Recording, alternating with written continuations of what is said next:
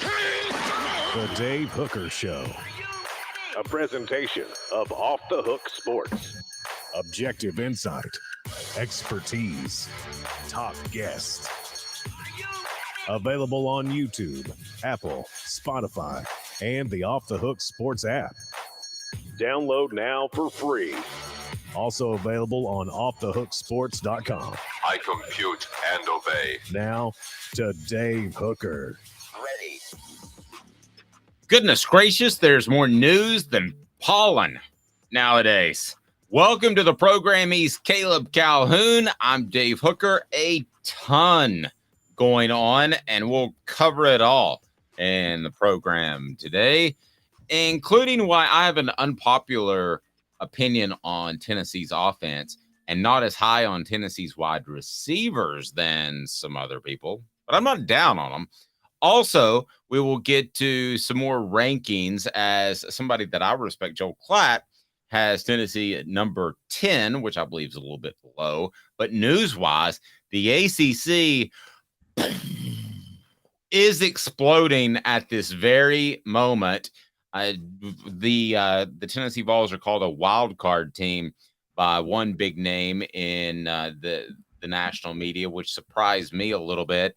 And Georgia has a date with Lynette Whitehead, who was a Vol in August of last year for about, I think, 72 hours. But they also pick up the number one quarterback recruit in the land. So should the Vols be worried about Georgia? The easy answer is yes, but I'll tell you why and why Whitehead is not a big concern. All right, Caleb Calhoun, how are you, sir? I'm doing awesome. How are you, Dave? I'm well. It is, like I said, there's a ton of news. And this ACC thing, there are times where if I could just break away for a while and cover something, this would be something that I would want to cover. I think it would be a lot of fun. So we're looking forward to getting to that. I think this is why that you had the commissioner, Greg Sankey, last year be really coy about North Carolina, be coy about a lot of teams and further expansion, because I think he knew that this was going to happen. So first of all, we want to begin the program with a comment from Josh Pate, who you probably know with 247 Sports. He does a show that covers all of college football, does a fantastic job. And Josh Pate has Tennessee as a wild card team. So let's go ahead and get to that, because I find that verbiage to be a little bit odd. I want to go ahead and say welcome to everyone who is on board. Do you want me to go ahead and pull up Josh Pate now, Caleb, and we'll get to why Tennessee is a wild card team. You ready to go? Yep, go ahead and pull them up. They don't have that element of surprise, which we've seen notably a few times in the SEC. We've seen it elsewhere, like Michigan State did this a couple of years ago. They snuck up on everyone. Well, what was their encore? It was terrible. I do not expect a Michigan State 2022 style drop-off for Tennessee this year. They get Bama and Georgia in the back half of the schedule. So even if the worst were to happen, and we watch them against Virginia, which is being played here in Nashville, and they look a little shaky, a little rickety, it's okay, because they... So there you go. Go ahead. Yeah, what he was saying was that he was talking about how Tennessee caught people by surprise last year, and you can wonder if they would have a drop off like Michigan State, but then he brings up it doesn't look like it because of the schedule and the way the schedule plays out. So all right, let's get to today's tough question, because the word he uses wild card, and I want to address that. Today's tough question is now. It's brought to you by Andy Mason of AndyMasonRealEstate.com. Today's tough question. Take a side. Take a stand. The Dave Hooker Show. A presentation of offthehooksports.com. Get up on that message board, hit the like and subscribe button if you haven't to this point, and tell me, is Tennessee a wild card team? Brought to you by Andy Mason, AndyMasonRealEstate.com. Andy and his crew have over 40 years of experience. That's right, 40 years of experience in the real estate field. So you got to get a hold of Andy Mason. You will love it. And Andy Mason will save you thousands because he's got the best service and the best prices in the biz. AndyMasonRealEstate.com. A wild card team. Today's tough question, Caleb. I heard Josh Pate's explanation, and I get it. But what do you think about Tennessee being a wild card team? And I want to hear from you on the message board. Let's go. I think with Josh Pate, what he's talking about is there's a lot that we don't know with Tennessee. And so even if there's even if they win a championship this year, which I don't think we're predicting, but if they were, they could still be a wild card to win it. It's the same with Texas A&M from the other side. For the record, Josh Pate had Texas A&M one of his wild card teams because Texas A&M was awful last year, which surprised everybody the same way Tennessee surprised everybody by being really good. And so the question is, will Texas A&M be back to what we expect them to be? Will Tennessee fall from what they were last year? I think that's where the wild card comes in. And in that sense, yes, I'm willing to call them a wild card. They're not favored to win the East. I don't think you or I is predicting them to win the East at this moment. We might when August comes, but right now I'm not predicting them to win the East. And so, and they're not, I think we'd be a little shocked if they made the college football playoff, wouldn't you? Like, not incredibly shocked, but it's not unrealistic. It's very realistic, but it's, if you had to bet one or the other, you would bet no right now, wouldn't you? Given the schedule, given what they return, Georgia is the only team that I would bet on to make the college football playoff. Okay. Because I think after Georgia, I think everybody's a wild card till about 15. This is why I don't really like the term wild card. And I'm not knocking Josh. I mean, we all use words from time to time that other people don't think is entirely accurate. But what do you think, Tracy Morgan? That's crazy. All right. The reason I don't like it is because it's Georgia and everybody else right now. Is Tennessee a wild card? No, I actually think they're one of the more predictable. Travis says, heck no, not a wild card. We may just win the SEC. And he says South Carolina is a wild card, which I think is a great point. Yes, South Carolina is a wild card. They could come out and they could be as good as they were last November. I don't think they will, or they could stumble. But Tennessee's not a wild card to me. Tennessee is actually one of the most predictable teams other than Georgia in the entire nation. And it's not just because I know them better than any other team. I look at the schedule, I know the roster, I know the returners, and I think this team right now is a solid second to Georgia. Could they beat Georgia if things break their way, if the quarterback position at the University of Georgia doesn't work out with Carson Beck? Certainly. I didn't think they were going to beat Alabama last year. They did. I don't think they're going to beat Georgia this year. They might. So wild card to me is kind of the worst possible term I would pick. And I'm not trying to be that guy that criticizes other media because I got a lot of respect for what he does. I just don't see wild card. To me, wild card is just, it ain't wild card. They're more a given than anybody I can think of currently, especially in the SEC. Okay, are they though? I think a lot of people are very... If you throw the Orange Bowl out, and honestly, I lean more towards throwing the Orange Bowl out than I do taking anything of value from it. I don't know how you do. I didn't take that bowl game seriously. I don't think Clemson took it seriously. That both teams were shells of themselves playing in that game. If you throw the Orange Bowl out, you're really concerned about Tennessee football entering the fall because you don't know what to expect from Joe Milton at quarterback. There's still a lot of unknown, and I think that unknown does make them a wild card. I mean, the reason I clipped that part of what Josh Pate was talking about, he went into the whole thing about Tennessee. I encourage you guys all to check him out. Josh Pate does a great job. I love to send shout outs to people when we talk about what they said in the media. He does. And the reason I clipped that is he brings up the schedule, and you're right, the schedule favors Tennessee heavily. But okay, we expect them to beat Florida, but there's still this underlying issue of what if Joe Milton's as bad as we thought he was before the Orange Bowl? What if Florida is a little bit better? All of a sudden, Florida's a team that could beat Tennessee. What if Texas A&M does rebound and become a 9-10 win team? And if Joe Milton's that bad, all of a sudden Texas A&M could beat Tennessee. All of a sudden, so even though me and you think it's hard to see this team doing any worse than 10-2, it's still very possible to see this team stumbling to 7-5 if Joe Milton is as bad as we thought he was before the Orange Bowl game. Tracy Morgan, what do you think? That's crazy. And I don't mean this to be insulting, Caleb, but here's my thinking. I believe Josh Heupel, and anybody that knows me knows that I'm the most critical dude of coaches in the world. I believe in Josh Heupel. in that he will play to Joe Milton's strengths. So even if he's not as accurate as Hendon Hooker, you'll have the routes we talked about that he throws a little bit better. And I think that if Joe Milton shows some inaccuracies like he has in the past, and I know that's a concern within the building still. I've talked to people within the program. It's still a little bit of a concern. It's like, hey, you can throw it 90 yards, but what if the dude's at 64 yards? This is what somebody said to me. That's an exact quote. So Squirrel White would be fast enough to get to the other 26 yards. Sorry. Probably right. So I think that Josh Heupel will find a way to work around that. Because I think you would rather have a quarterback guru in college than a great quarterback. And I think Tennessee has that. Also, some people are giving you a little bit of a hard time for throwing out the Orange Bowl. And then bring up a good point. You can't just throw it out. Yes, You can't. Caleb can do what he wants to. He puts the show together every day. I'm just window dressing. Now, just I like mean, threw out the Sugar Bowl. Go ahead. Just like I threw out the Sugar Bowl for Jamarcus Russell against Notre Dame in 2007. That's what made him a number 1 draft pick, was his Sugar Bowl performance. And I said, throw it out. Doesn't matter.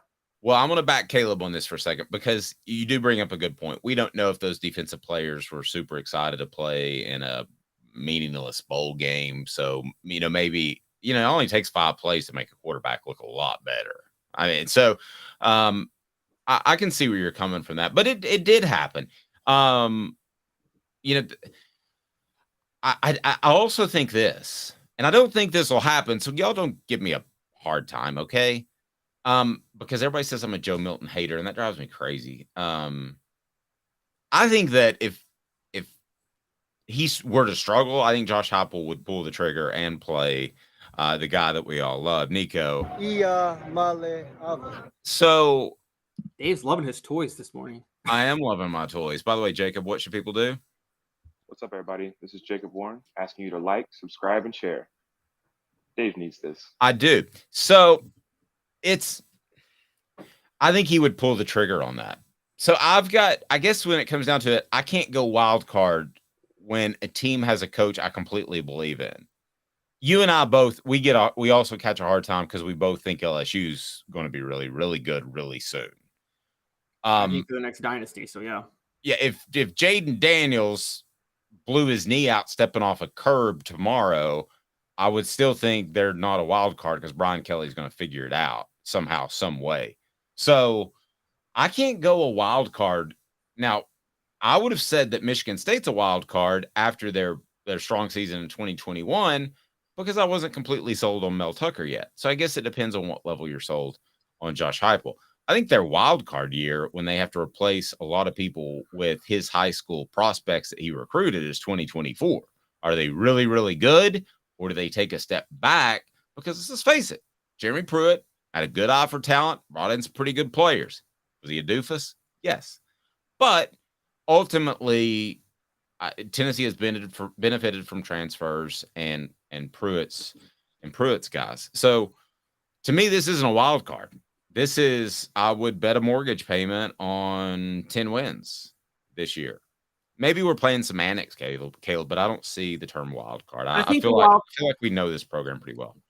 Me and you know, the wild card comes from the fact that, again, we think this is going to happen. Look, I don't want to be too critical of Heupel, but UCF did get worse every year he was head coach there. They went from 12-0 to 10-3 to, what was it, the last year, 6-4, something like that. Now, I don't really count the COVID year. I think that's an unfair. We're seeing now that everything should be thrown out from the COVID year, quite honestly. But we did see a little bit of a regression with UCF, and so we have to see what happens with Heupel this year, because this year is going to be a year where we'll get a better idea of 2024, because he is going to have to rely on some guys he recruited this year, not just transfers and Pruitt recruits. I mean, again, we talked about the Squirrel White is a guy he's going to have to rely on this year a lot more. A lot of the offensive line are going to be people that he went after. And so, I mean, it's not fully, this is kind of a test run to a certain degree of something that we didn't see with Heupel at UCF, and we haven't seen it with him at Tennessee yet, which is how good is he at scouting talent at the high school level. And we need to find that out. And this is a preview of that. You're right. 2024, it goes all in, but there's going to be some spots this year where we have to see that. Fair. I think they'll be very good offensively still, and I think the defense will be better. So that, in a nutshell, that's why I don't see wild card. Nevertheless, Georgia picks up Lynette Whitehead. There's a name you hadn't heard in a while, almost a year. He's a preferred walk-on, so it might work out for him. It sounds like the young man has some issues, and I do hope it works out for him because he has ability, but he didn't last 72 hours at Tennessee. But more importantly, if there were any lingering doubts about Georgia and bringing in a top-ranked quarterback, and those doubts would have been justified given that Stetson Bennett did not have elite ability and had to develop throughout his entire time at the University of Georgia. Also, there's going to be this stigma at Georgia that the quarterback's just kind of along for the ride. But what does Kirby Smart do? He goes out and picks up Dylan Raiola, the number one ranked prospect in the 2024 class, and a lot of services. Raiola from Pinnacle High School in Phoenix, Arizona, highest ranked quarterback to choose the Bulldogs since Justin Fields did so in October 2017. Fields played one season at Georgia before transferring to Ohio State. Now he's a Bear, and Raiola had committed to Ohio State in May 22 and decommitted in December. So does this make Georgia more worrisome or same worrisome? Or I think more. I mean, if they're able to, we've all talked about Mike Bobo as their offensive coordinator. That doesn't blow anybody's skirt up, okay? So if you're able to go out there and get an elite playmaker that can overcome a bit of a bland offense that Mark Richt basically ran while Bobo was there, I think this is scary for the rest of the SEC. What do you think, Caleb? I think it should be, but I think, again, I don't think it is because Mike Bobo's there. And I said this for a while. When Mike Bobo was coaching under Mark Richt, for the most part, Dave, that was Mark Richt's offense, wasn't it? That was more Mark Richt than Mike Bobo. Yes. And yeah. But we know Kirby Smart is going to fully turn the reins over to Mike Bobo. He doesn't really care about offense. He doesn't want to run the offense. And so we saw what Mike Bobo does running offenses at Colorado State. I don't think he's that good of a coach or a coordinator. And pro-style quarterbacks, more than mobile. See, Dylan Raiola is a pure drop-back passer. And here's the truth of the matter. One of the pure drop-back passers require more coaching than dual-threat quarterbacks at the college level. Because you actually have to teach them to read defenses, go through progressions, make sure you call the right plays, have complex routes. Whereas, I mean, I remember watching Frank Beamer and Bobby Bowden for years when they got mobile quarterbacks. They just threw the ball out and said, hey, get me yards. I mean, Bobby Bowden did that with Charlie Ward. Let's call it what it was. He basically was just, get me yards. I don't care. Do whatever you can do. And Frank Beamer did the same thing with Michael Vick, didn't he? And so I felt like Mike Vick was Randall Cunningham. I'm going to show my age. Go out there and make 5 plays, and the defense will do it. Yeah. Whereas now with a drop back passer, you have to do a lot more coaching with drop back passers. So it's going to be more reflection of Mike Bobo. And I think that's good news for Tennessee because I don't think Mike Bobo is a good coach. I don't think he's a good offensive coach. Okay. So to use a NASCAR analogy that you won't get at all, because I know you don't like NASCAR, do you? Not much of a NASCAR fan, but also I came of age during the whole Chase Cup thing that they've done, and I think that was the stupidest thing ever done. Okay, well, I don't want to get sidetracked. But what you're saying is this guy, Raiola, is essentially a Wood Brothers driver. Okay, so Wood Brothers was the last of the non-mega corporations to still just be the, hey, let's go work on the car on, on Thursday. I mean, that's kind of what they were. And they lasted. I used to get paid to cover NASCAR. I don't anymore. So I have no idea if they're even still in business. But they would always find great drivers, but those drivers would not have elite success, nowhere near championship level success. And they would eventually get a job at Hendrick or somewhere else because they were limited by the car. So basically, you're calling Mike Bobo a member of the Wood Brothers racing team. And and this Raiola guy is like a future Carl Edwards, but right now he's stuck in a crappy Impala. To make it a little more simple, he's Casey Clausen. he's Casey Clausen with Randy Sanders. High hot heat. He's burning people. Wasn't Casey Clausen the most highly touted recruit at quarterback in 2000? Didn't everybody want him? Wasn't he a 5-star that we knew was going to the NFL? Seems like he was a high 4, but yeah, it was a big deal to get him from the West Coast. I don't know that they would have had a parade had he stayed at UCLA or Southern California. But no, I get your point. I didn't think Randy Sanders was as bad of a coordinator as you did. I actually think the recruiting slipped a little bit. And I thought his play calling was fine. I thought his development of his player development was the problem. That's fair.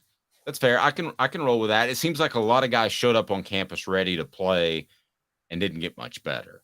So yeah, I can go with that. But yeah, using that for a more simple explanation would be a good idea. Does Casey Clausen do as much as Hendon Hooker did last year, or do as much as T. Martin did in 1998?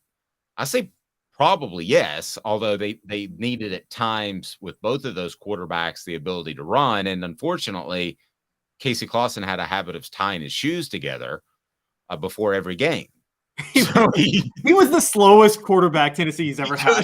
Run. He's the only guy that I considered challenging to a race at the time. He didn't like it. Cutcliffe would have developed that. Peyton Manning was flat-footed, and Cutcliffe actually taught him how to move in the pocket. Can you imagine if Casey Clausen just could have played for David Cutcliffe? Yeah. I mean, but I thought there were remnants of that, because there was the step in the pocket, but he was a little flat-footed. He needed to be lighter on his feet. You're right. I mean, I'd never thought about Casey Clausen under David Cutcliffe, but the resetting of the feet, which if you remember Craig James going way back, guy said, oh, this Peyton Manning guy's got happy feet. He's not going to be good. No, he's not. He's resetting his feet every time as he's making reads. It's actually very difficult to do, and he was a master at it, and a lot of people do it. Now, the only guys that don't do it are just guys like Aaron Rodgers who have incredible arm ability. So, yeah, that I think it's a concern one day if they replace Mike Bobo. Now, here's the thing to remember, though, about Bobo, and Georgia fans, you could comment on this. We're ripping Bobo, but is that exactly what Kirby Smart wants, Caleb? Because he doesn't want to run tempo like Josh Heupel does, because that puts his defense in a bind. He wants to win at defense. So give me an example, not to put you on the spot, of an offensive coordinator that he would love to have that would be an upgrade over Bobo, but don't give me a Riley, don't give me a Heupel, because those guys are tempo, and he's not going to run tempo. So what offensive coordinator would be out there that might be a good fit? I can't think of one. Campbell, Cunningham, Taylor, and Hahn, I can see, because I had LASIK. It's awesome. They do cataracts as well, and they're local. Don't forget about that. They've got the local vision centers for your annual checkups. But when it comes to LASIK and cataracts, nobody like Campbell, Cunningham, Taylor, and Hahn, where your doctor is local. So give me a coordinator, give me an offense that would be like a scary upgrade for Georgia, knowing that they're not going to do what Josh Heupel Southern Cal does. See, it doesn't have to be Josh Heupel at Southern Cal. What you need is a standard pro-style offense with a level of creativity and use of analytics to stay ahead of the time. You know who would be great? The guy that Todd Monken, their former offensive coordinator, just replaced in Baltimore, Greg Roman. A guy like that. Somebody that has a level of creativity that just run a standard ahead of the curve pro-style offense. How many NFL offenses now do you see? They're not what Josh Heupel or Lincoln Riley does, but they're ahead of the curve. Sean McVay, somebody like that. You know what I mean? A young Brian Daboll. Yes. Oh, Brian Daboll. That's a great example. He did a great job at Alabama. Yeah, I agree. Those type of coaches who, yes, they run pro-style offenses, but they're creative. They use analytics and things like that. That's not Mike Bobo. Mike Bobo is another Jim McElwain. Now, Alabama did win 2 national titles with Jim McElwain as offensive coordinator. I can tell you this right now. They would not be able to win a national title with Jim McElwain today as offensive coordinator. I don't think so. He's way too simplistic. Yeah, you just got to find the next Daboll. that can develop that quarterback. And I don't know who that is. I'll ask around. It gives me something to think about. There's a former Tennessee Cuddler who's actually pretty creative as a coach. That Jim Bob Cooter. Yes. He's actually a pretty. I'm surprised he hasn't gotten a job, but I'm surprised he hasn't gotten a more high profile job. But maybe it is that issue that's holding him back. But he has a good hit. Man, that's been 20 years ago too, and he had a DUI as well. But that's been a long time ago. I mean, it's time to move on. I kind of thought he would. We got a hey now from the message board. Thank you, Hank Kingsley. All right, so you're not afraid of the upgrade in recruiting at quarterback at Georgia. I think that it's a little scary because Mike Bobo is going to try to get another head coaching job, and if Kirby Smart makes a splash hire, then that's different. But here's the thing to watch out for, Georgia. No one's going to hire Mike Bobo. Okay, sorry again. Well, I mean, I like a UCF. I could see a UCF if it came open. Okay, but here's the thing, Georgia fans, that you just have to get used to, and it's fine because you're winning championships. You're going to be what you're going to be, and that is a defensive-minded team first. And there's nothing wrong with that. Tennessee was a defensive-minded team in 98. That's the way you're going to win championships. So you got no complaints, but I actually probably, if I'm Georgia, would have liked a guy with a little bit more mobility as opposed to the pure pocket passer. We'll see. These guys grow a lot. I mean, Hendon Hooker was a pocket passer, in my opinion, but he could run.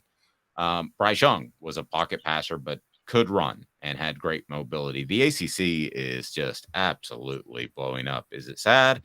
Nah, it's a little bit funny. You're the ones that signed the contract till 2036. Good gracious. I mean, we might have a college football team literally on Mars by 2036.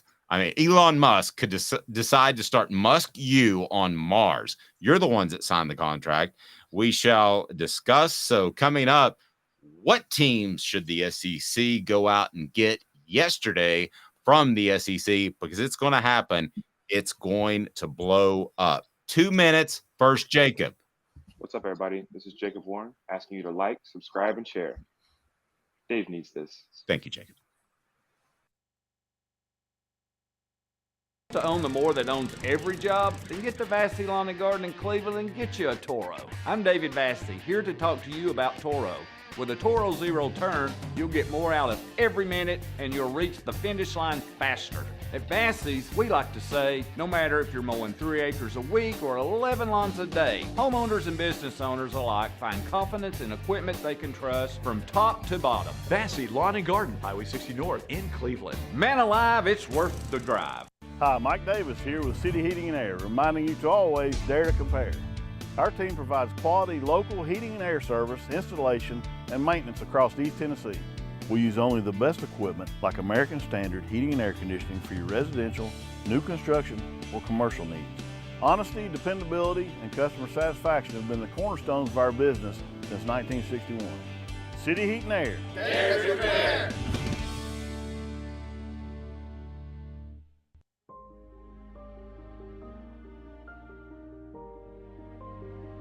Our family has been creating one-of-a-kind pieces of jewelry in West Knoxville since 1986.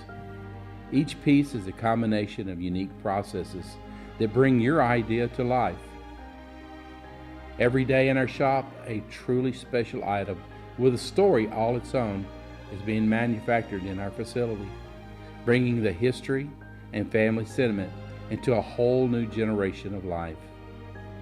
We are grateful that you chose us to be Knoxville's best jeweler, a title that we value and respect. Because to me, being a jeweler and owning a jewelry store are not the same thing. I'm Rick Terry. I'm a jeweler, and we want to be your jeweler. Kingston Pike and Campbell Station Road in the heart of Farragut, and downtown on Gay Street right next to the Tennessee Theater. With all that sun, sand, and salt water, the beach is a very relaxing place. Unless you wear contacts. Ow! Open your eyes to the best the beach has to offer with LASIK vision correction from Campbell Cunningham Laser Center. Ah. Who's this guy? Hello, wizard. The Dave Hooker Show. Who? A presentation of Off the Hook Sports. What? YouTube, Apple, Spotify, and the free Off the Hook Sports app. Back to Dave Hooker.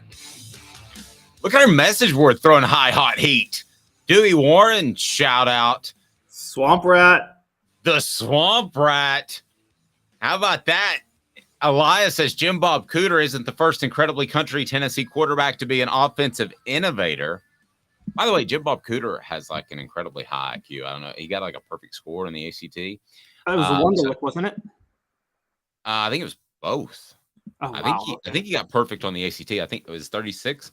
Man, I wish my son got 36. I wouldn't be paying so much in bleeping tuition. But anyway, that's my problem. But did you know that Dewey Warren was not one of, but the innovator of the West Coast offense? I love our message board.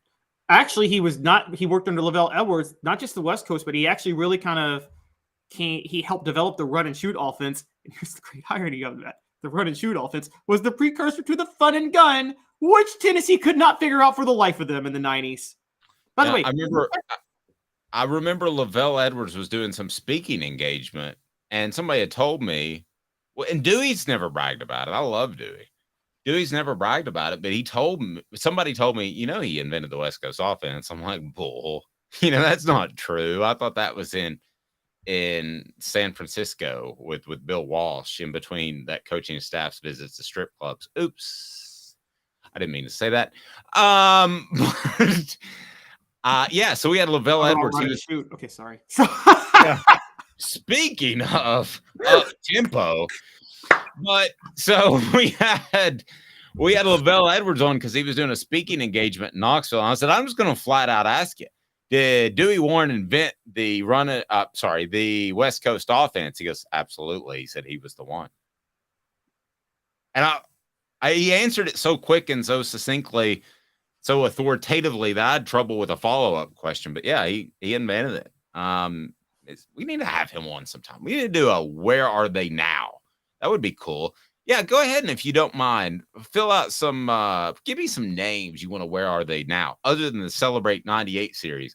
So the word is, I haven't heard back yet, but I think a guy that played for the Jets is going to be our next guest on our Celebrate 98 series. Do you want to guess who that would be? I'm pretty sure I know a guy who was a Pro Bowler for the Jets who had a blow up with Rex Ryan towards the end of his tenure there, and didn't he have a pretty big touchdown against Auburn? Yes, it rhymes with Ryan Bellis. Yes. Did they have a disagreement, him and Buddy Ryan, over Rex Ryan? Rex Ryan. Yes. Rex Ryan thought he was a traitor for signing with New England in his free agent. See, I thought it was Rex Ryan didn't appreciate the fact that Sean Ellis didn't have same love for feet that Rex Ryan had. You've seen that video, haven't you? I did not. Needless to say, there won't be a tattoo of Rex Ryan of Sean Ellis with Mark Sanchez on Rex Ryan's shoulder. Well, I think Rex Ryan has a tattoo of his wife's feet somewhere on his body. Oh, does he have like that type of fetish? There's a video of it. Yeah, It's disturbing. Oh, those are great feet, baby. Oh, God. I'm not kidding. Google it when we're done. All right. The ACC is imploding. And by imploding, I mean super, super duper imploding. So they get together at some point a couple of years ago, and they're like, I got this idea. Nothing's going to change in college football. It's always going to be the same old Big Ten. It's always going to be the same old Pac-12. It's always going to be the same old SEC. So here's what we need to do. Here's my idea for you. Let's sign a contract for 30 years. 30 years. 20 to be fair, but yes. 20 to be fair, but it feels like 30. It feels like 50. And let's make the buyout so immense that you can never, ever get out. So really, it's a bad deal on both sides because the teams can't get out. And now the ACC is essentially going to implode because they're colluding together to make it implode. So who's left? It's like if you and I took over the police department, who's left to give us a speeding ticket? Nobody. Okay, so tell me what's happening. By the way, for those that don't like speeding tickets, use the Waze app. You heard it here first. That's just a free recommendation. This portion of the program brought to you by Bassey Lawn and Garden. Man alive, it's worth the drive. Bassey Lawn and Garden, industrial and commercial mowers. Buying power saves you money, whether you're in Nashville, Knoxville, Chattanooga, Cleveland, Tennessee. Bassey Lawn and Garden, man alive, it's worth the drive. So give me the latest on the ACC deal and give everybody the latest, because this thing's going to implode. And if I'm Greg Sankey, I'm sitting back and I'm ready to pick a team. There are reasons it's happening now too, and it's not just because it's a downtime in the schedule. It's because you're going to have all these guys meeting at spring meetings, and you're going to have all these guys meeting at SEC media days where the coaches and stuff. And I'm just telling you, don't be surprised if the SEC expands like before this year. It won't go into effect for a couple years, but don't be surprised. Tell me what's happening. Tell everybody what's happening. Well, buckle up for this arms race, guys, because this is the first time. So for a couple bit of history points. First, the SEC versus the Big Ten. Dave, as you know, the SEC and the Big Ten, because they're so geographically different, they've never really fought over teams. The only team that you could say could have been in either conference was Missouri, right? But no one was fighting over Missouri. And it was the dumbest pickup that makes no sense in the history. That's the one time where I felt like the SEC dove into let's get a television market, which has been the Big Ten business model. Right, exactly. And that's why the Big Ten added Maryland and Rutgers. So we'll come back to the SEC versus the Big Ten. But for those who didn't pay attention to the show last week, the point of the ACC issue is you talked about it. They signed this horrible deal. Florida State and Clemson are making every school in the ACC is getting $17 million in TV revenue, whereas the SEC schools are getting $55 and $60 million. No way Florida State can compete with Florida. No way Clemson can compete with South Carolina. So Florida State, Clemson, North Carolina, and Miami were the original four schools that have said, we want to get a higher piece of the revenue sharing. The ACC is like, tough break. And then they're like, well, we'll leave. And the ACC says, well, you can't leave. We got this giant exit fee and we got grant of rights through 2036. So we could blackball you from being on TV if you go anywhere else. I predicted last week, because we found out the ACC has two more teams on board. I predicted that the plan was to make sure that when they leave, the ACC implodes, because if the ACC doesn't exist, there's no grant of rights. I was wrong. They have a new plan in place. Just get a majority of people on board. They can vote to it. If you get a majority of the athletic directors on board to vote to end the grant of rights deal, then theoretically it doesn't even matter. Right. Well, they already got 7 schools. We found, and they only need 8 for majority. We found out who the 7 were. The 4 that I just talked about, Brett McMurphy of Action Network reported yesterday. The other 3 schools on board, Virginia Tech, not shocking. They're a pretty big revenue generator. Virginia, also a decent revenue generator, which shocked me. I didn't realize they actually are a pretty good money driver. And NC State. Guys, they need 1 more school, and they can vote to end the grant of rights deal and end the exit fee, and the ACC's over. Here's what happens at that point. The Big Ten and the SEC, for the first time, are going to be locked in a bloodthirsty battle for schools. So what's going to happen is, I'm going to tell you the first part.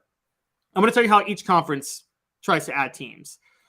The Big Ten, Dave, as you know, has the AAU requirement. You got to be an AAU member school academically to be able to join the Big Ten. That's their requirement right now. The only exception they will make for that is Notre Dame, but Notre Dame is basically AAU quality. Because they don't have a medical school, they can't be invited into AAU. Hey, I got to take a quick time out. I don't know what that means. What does AAU mean?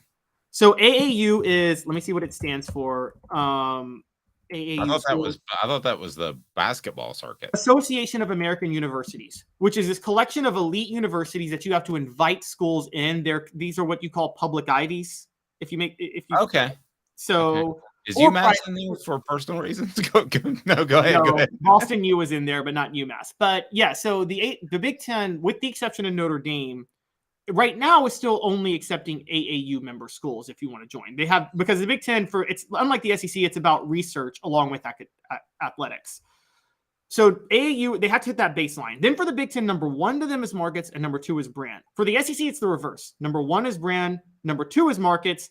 Academics don't even matter. They're just taking the revenue. But and regionality.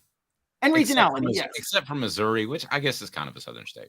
So the first easy split is going to happen. Virginia Tech. Virginia is an AAU school. Virginia Tech's not. Virginia Tech's the bigger brand. Both are equal in markets. It's an easy split, right? SEC's getting Virginia Tech. Big Ten's getting Virginia. Okay. Obvious. Okay, here's where the fight comes. We know the Big Ten wants Miami. We also know the SEC wants North Carolina, and we know the minute the Big Ten adds North Virginia, they're going to want to get into North Carolina. So here comes the SEC's issue. I would theoretically think they would add Florida State, Clemson, North Carolina, and Virginia Tech. They might need to start adding schools like Miami to make sure that the number one thing the SEC doesn't want is the Big Ten getting into their markets. Even if they don't care for the schools themselves, the SEC does not want the Big Ten in the Florida markets.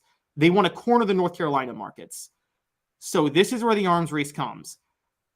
Is the SEC just going to take all these schools, or are they going to take the schools they want? Because the SEC might be trying to keep the Big Ten out. And here's the other question. Even if they're trying to take all the schools, will the SEC outbid the Big Ten for North Carolina? North Carolina is an AAU school, so they got the academics. And the Big Ten has a TV deal worth twice as much. They have more to offer North Carolina right now. And so, okay, here's what I want to do. So I want to go through the ACC schools that are making the push. So we've got the 7 and a new game show that's sweeping the nation. It's called Doc or Not. So if Doc Holliday says that it's okay, then the SEC should take them. You're looking at me like I'm insane, Caleb. So if Doc Holliday says it's okay from Tombstone, and he was actually a real person, but from the movie Tombstone, if he says it's okay, then I think that they should take them, and then we'll get your thoughts. So there are no restrictions. We're going to say whether it's a good fit or not. So I don't want to get into the conversation of, well, that would be 28 teams, Dave. Well, yeah, Dave's a dreamer. Dave believes. And so it's Doc or Not. So here we go. So you give me the ACC school, and I'm going to Doc or Not it. So let's go through the 7. And I'm going to tell you whether or not I would take them into the SEC if I'm Commissioner Dave Sankey. All right, I'm going to go north to south. You mean Greg Sankey, by the way, not Dave Sankey. No, I was referring to me. Oh, okay. You think okay. Or Greg Hooker. Either one. All right, Virginia.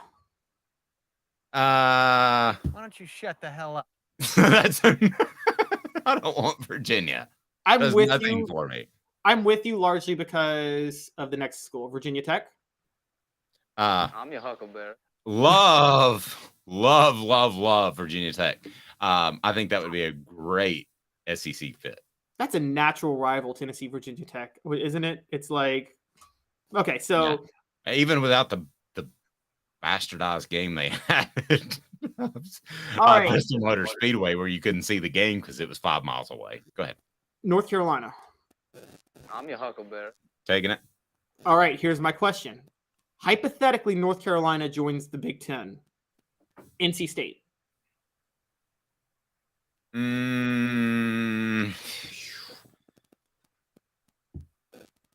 Why don't you shut the hell up?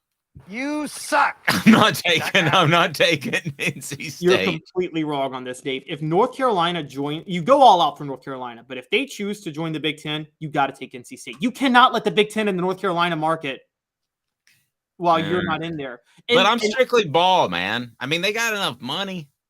NC State is going to be a revenue generator. I know you're strictly ball, but it's about revenue. And NC State still, they probably care more about football than North Carolina, I would say. And yeah, I mean, it's a basketball state. Okay, go ahead. Let's get through these. All right, so I've named 4 schools now. Clemson. I'm your Huckleberry. No question. And by the way, I'm telling you right now, Clemson's going to the SEC because they won't join the Big Ten. They can't. And so why not? They're not an AAU school. Oh, okay. You get back to that. All right, go ahead. All right, another non-AAU school that I can guarantee you is joining the SEC, so I know where you're going to go, Florida State. I'm your Huckleberry. I would take Florida State in a heartbeat. I would too. So right now we're at Florida State, Clemson, one of the North Carolina schools, and Virginia Tech, right? Yeah. All right. And I'm losing track of how many teams the SEC. And then the last one, the U. I'm your Huckleberry. Hey, man. We're going to start traveling either this year or next, and Coral Gables is gorgeous. I would love an excuse to go to Miami every other year. I'm not going to lie. I will say this.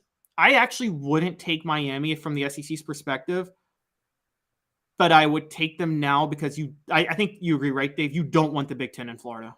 You don't want them in Florida at all. And No, and Florida doesn't want that, and Florida State doesn't want that because you would be able to recruit out of Miami. So that's pretty now scary. here's my last prediction. This is not a revenue generator. They're one of the welfare queens of the ACC, meaning they just take the money and they don't produce anything of value. But even though they're that, I think this will be the 8th school, and this is where the SEC is in danger. This is where the SEC is in real danger. If the Big Ten gets Virginia, North Carolina, and Miami, Georgia Tech, because the Big Ten would love the Atlanta market. Okay, that's a hard one for me because of the history of it, but I don't know if they could ever be prominent. I think they would get beat in almost like Vanderbilt, and I think it would just help other schools. Well, I think it would help other schools recruit in Atlanta. Would probably help Tennessee. So actually, Doc, what do you think? I'm your huckleberry. I will give that a thumbs up. I'm on your side, but for this reason. You definitely don't want the Big Ten in Miami, but you sure as hell don't want them in Atlanta. That is SEC Mecca. You cannot afford to have the Big Ten in Atlanta.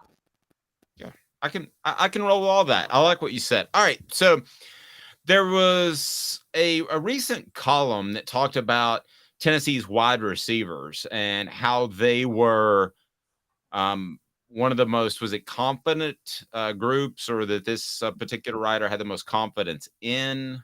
Can you help me with that? Was it Mr. Crawford by chance? This was on Saturday Down South, right? Okay, so anyway, he said that it's one of the positions that he had the most confidence in on any team in the nation. And I'm here to tell you that I have complete confidence in Tennessee's wide receivers because of Josh Heupel and what they brought in. But I'm going to be real honest with you. They're not as high on the scale of confidence that I have for some other teams. And that's going to lead us to 4 Downs, which is right now. And 4 Downs is brought to you by Craft Treats. So level of confidence, scale of 1 to 10. 4 Downs brought to you by crafttreats.com. 4 Downs. 4 questions. 4 answers. The Dave Hooker Show. 4 Downs. A presentation of offthehooksports.com. All right, jump in there, message board. I want to hear you. We're going to go scale of confidence with running backs, wide receivers, offensive line, and quarterbacks. Brought to you by Craft Treats. Use the promo code OFFTHEHOOK for those chill pills. If your pet has any digestive issues or arthritis or social anxiety, it'll take care of it. Pretty awesome. And they have other non-CBD treats as well. So go to crafttreats.com and use the promo code OFFTHEHOOK, the promo code OFFTHEHOOK, and you will save 20%. That's pretty strong. So here we go. Scale of confidence, 1 to 10. I want to start with Tennessee's wide receivers, which got this conversation started. 1 to 10. Caleb Calhoun, where are you? I'm a 9. I'm a 9, and I don't know why I'm not a 10. Maybe it's just because of the players they lost, but forget it. I'm a 10. I'm a 10. There's no between Squirrel White, Dante Thornton, Romel Keaton, and Brew McCoy, I'm a 10. I'm a 7, and I'm a little more cynical because we are talking about a transfer, and I got to see a little bit more athleticism from Romel Keaton to think of him as a Hyatt or even a Tillman or even a McCoy. All right, so that was wide receivers. You're a 10, I'm a 7. And we're going to get to eventually running backs because that's what I wrote about. It's on offthehooksports.com. Offensive line, no Darnell Wright, scale of 1 to 10. And by the way, everybody, 7 means I'm very confident. Go ahead. Actually, I'm a 5. We don't know what Gerald Mincey can do when he moves over to right tackle. Massive questions at left tackle, and massive questions at left guard, and massive questions on backup center. The only thing you know for sure is Cooper Mays and Javonte Spraggins. Okay, I'll say I'm probably a little bit higher, but I don't want to say as high as wide receivers. So I'm going to go ahead and bump wide receivers up to 8, and I'll take the offensive line at a 7. So I readjusted. All right. Next, the running backs, which I wrote about, which I believe, I'll go ahead and go on record right now. I have more confidence in them based off what I've heard about Dylan Sampson, not publicly, but within that program, that they're going to be special good. So I'll go first. Scale of 1 to confidence. This is 3rd down. I will go 10. I'm not sold on Cam Seldon yet, but he certainly looked the part. At the very least, they have 3 guys that can play at a high level. Jabari Small, even though he put on 15 pounds last year, he did get banged up, so he can take fewer carries. And the thing that we don't say oftentimes enough is Jalen Rice just darn good. We don't say that enough. So I'm a complete 10. I think Tennessee will have its best group of tailbacks since, when we talk trios, since the 90s. Now, they don't have 2 that are as good as Jalen Hurd and Alvin Kamara, but if you want to talk 3, I think we're talking about 20 or so years. And there I am on that. So I'm a 10. Where are you, Caleb? I'm close. I mean, I'm a 9. The only reason I'm a 9 is I think Dylan Sampson is the only transformative, transcendent running back on the roster that I think could be an NFL star. So if he got hurt, I'm not so sure yet. Even though I think Jabari Small and Jalen Wright are reliable. But I can't put it like a 10 is like 1998 when you have 2 running backs who would be Pro Bowlers, who would become Pro Bowlers in the NFL, one a 2,000-yard rusher. That's a 10. Agreed. I'll add to this. I'm not sold on Cam Seldon yet because they've thrown guys out there in the past, and I've seen this covering football for a quarter of a century. They sometimes throw some guys out there in spring because they don't want to have the other guys beat up. So I think a lot of people, this time last year, we were talking about Justin Williams-Thomas was going to be the man. So I'm not sold yet on Cam Seldon. I may be within like 2 weeks, but I'm sold on the other trio. I think Tennessee, barring a rash of injuries, will be very, very good at the running back position in this order. Big playability, Sampson, Wright, Small out of that trio. I think they'll be very, very good. So there we go. So you can have faith in Tennessee's wide receivers because of Josh Heupel, and you should. You can have faith in the offensive line because remember he also flip-flopped the offensive line with Darnell Wright last year, which I thought was insane. That worked. You can have faith in the quarterback based off what he's done with Hendon Hooker. But I believe you should have the most confidence of any position group on offense out of the running backs. That's where I am on that. And then I want to get to Joel Clapp. His thoughts on Tennessee, and a lot of these lists are going to come out, and we're going to do some of these, but it's fodder to talk about, and we're going to have our own list. But he did have Tennessee at a number 10.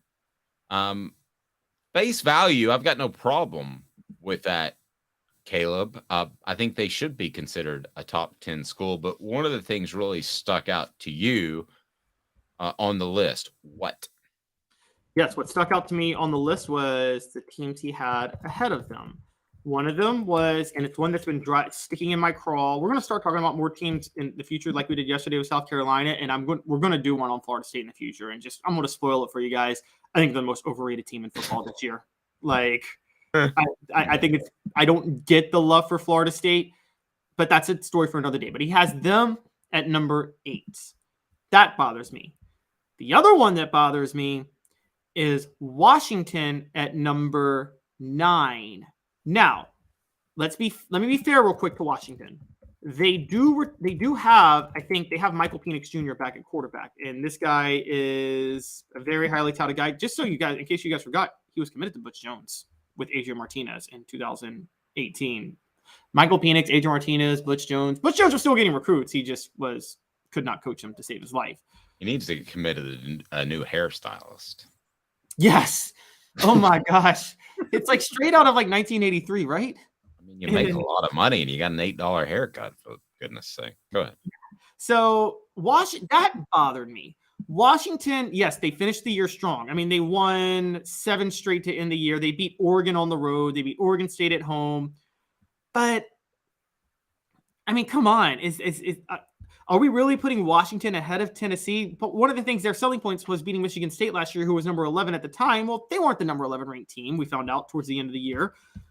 And so I think, again, the Oregon win is what they're coasting off of.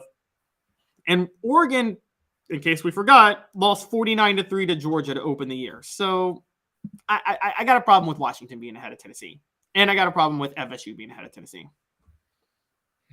I will agree on both of those. I don't think either one of those teams should be ahead of Tennessee. To me, they feel a little bit like Tennessee last year, in that people are trying to get on board with a couple of programs that might be on the rise, because I think a lot of people missed on Tennessee last year. So it feels like people are trying to do that. I don't understand completely all the love of Florida State that's going around. And I would like to be proven wrong, actually, because I think a lot like Tennessee, I think college football is better when Florida State is good. You can't get any better than great integrity and 50 years of service. That's City Heating and Air Conditioning, cityheatandair.com. And you may not need a new HVAC unit when those temperatures soar and yours isn't working. Just may need a new part or some more coolant. They'll take care of you. So that's City Heating and Air Conditioning, cityheatandair.com.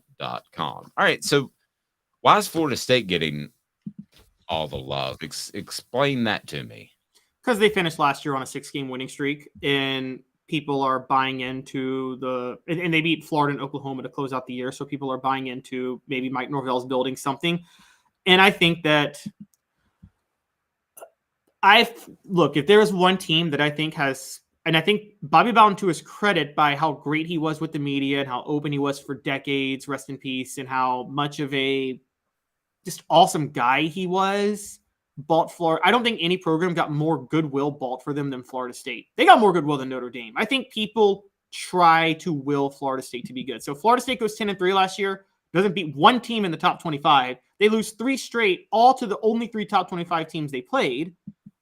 But I think a lot of sports writers have a nostalgia for, who was there a better interview in the nation than Bobby Bowden? And I think there's nostalgia for just how good of a guy he was. So there's been a bias with him for years. But I've sports media.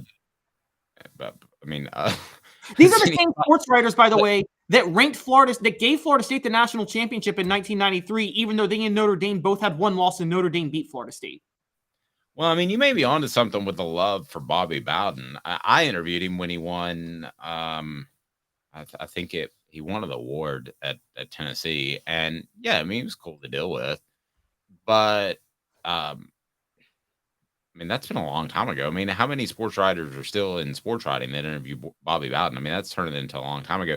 When I look at that Florida State thing, and the final wins, which is what I was trying to lead you into. Let's remember they beat Georgia Tech. Yippee! They beat Miami. Slightly bigger yippee, I guess. They beat Syracuse. You realize these are terrible teams last year. Yeah, that's not even a yippee. That's a yip. And they beat Louisiana. That's a yip. They beat Florida, who was stumbling from day one. Who lost to Vanderbilt the week before. Yeah. And they just beat them by 7, if I recall correctly. And then they beat Oklahoma, who was not a very good football team in a year of transition. And they beat him by 3. Yeah, I don't get the love there. And if that's trying to get ahead of the curve, I'm missing something. No, I agree. And everybody's so high on them. And guys, let's not forget, until last year, Mike Norvell was on the hot seat. He went 3-6 in 2020, and he went 5-7 in 2021. This is Will Muschamp at South Carolina after 2017, when South Carolina went 9-4 because the SEC East was so garbage that year. And I think that we're seeing a lot of similar love happening for Mike Norvell. I think Florida State is going to be one of those teams that they're building them up, and there's going to be a shock at how bad they are. And I've since I've been following college football, the reason I brought that up, I've just never seen a team getting more love than Florida State unjustly over the years. And that's interesting. Okay, my natural comeback is Notre Dame. I used to believe Notre Dame, and Notre Dame's right there, but I can't get past 1993. If Notre Dame got more love, how did Florida State get awarded the national championship over Notre Dame when Notre Dame beat Florida State and they both finished with 1 loss?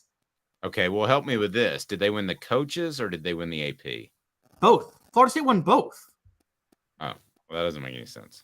Yeah. What happened was, it was that Florida State Notre Dame 1 versus 2 game of the century, right?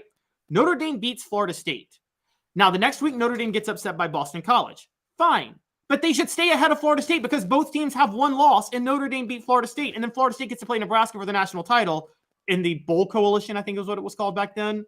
And Florida State wins. And so they're given the national title, and both teams have a loss. That shouldn't have been a national title for Florida State. No, yeah, they are massively loved. I still remember, and also, there's only like 4 games. I don't believe in blaming the refs, and there's only 4 or 5 games in sports history where I think you can straight up blame the refs and think that game was fixed. 2003 Florida State is one of those games when Florida State beat Florida. I will go to my grave thinking that game was fixed for Florida State. Want to go to the message board for a second because I apologize, guys. Mine froze up on my end, but you guys commented, and I always want to get your opinions because you bring so much to the table. So Travis, for instance, said offensive line 7, running backs 8. Going back to our conversation earlier, wide receiver 10. So offense 8.3. He really broke it down as far as confidence level. And then we had D, who brought up a really, really good point. Where's Gerald Riggs Jr. and Cedric Houston? I would take those 2 over any 2 that Tennessee had, but I would take if you're talking about a trio, I think you have to go further back. I covered that team, and I can't remember who the third tailback was. Was it Corey Larkin, Derek Tinsley, Jabari Davis, right? Was it Jabari? Might have been Jabari. Well, I mean, I got a lot of respect for Jabari's, but like I remember he started a few times in place of Cedric Houston in 2003 and 2002 and was nowhere near as good as Cedric Houston. He was a guy who in non-contact drills, you really thought he was the next Herschel Walker or Bo Jackson. In contact drills, like walkthroughs on Friday, and he comes busting through line. You're like, holy gravy, just handing the Heisman right now because he was huge and fast and explosive. Contact was not his favorite part of the game, and that's not good for a big back. No, it's not. That's not the best thing, but great point, D. And Travis is me. Notre Dame gets more love than anybody else. Come on, Caleb. Okay, but then how did they give that championship to Florida State? Wait, but how did they give that title to Florida State over Notre Dame? Well, I don't know. You've actually gone back further than when Who would you have voted for in 1993, Dave? If Florida State lost to Notre Dame, both teams finished with 1 loss, and you got to pick a national title, who are you giving it to? Aren't you making head-to-head the tiebreaker? Well, yeah. But this is another bad one. I got Florida State and Alabama ahead of Notre Dame. Alabama, guys, 1977, loses to USC.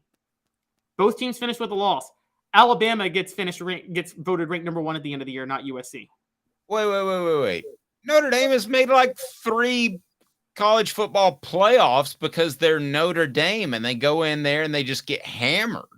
Okay, Florida State has made 1 and also got hammered and didn't belong in that college football playoff.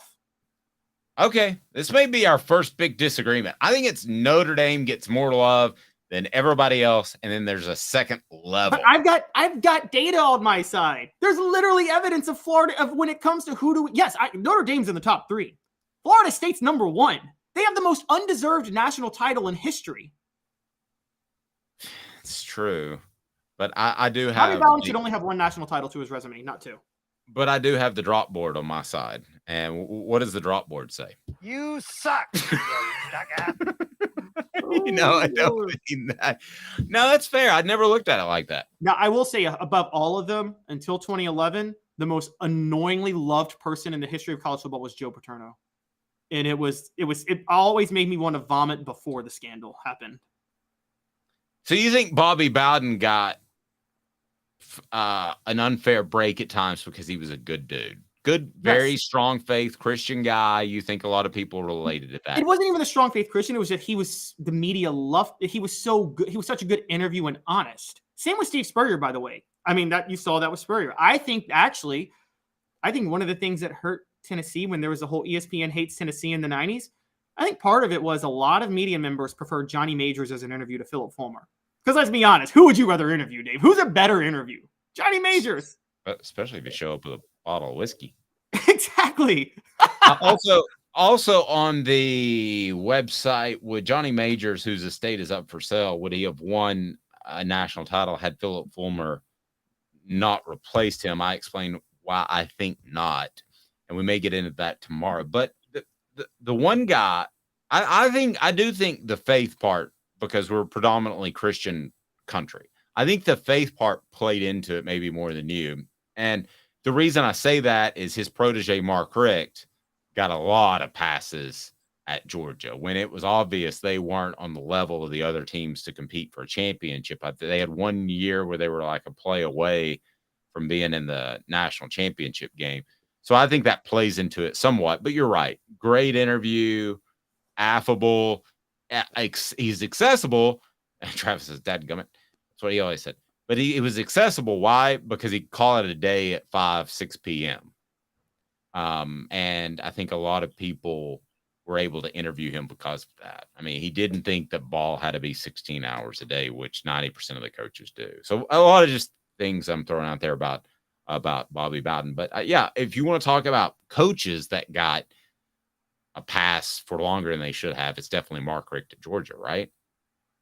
Yes, I think Mark Richt had such an early splash at Georgia. Remember, when he won an SEC title his second year, and that was Georgia's first SEC title since 1980 at the time, or 1981 or something like that.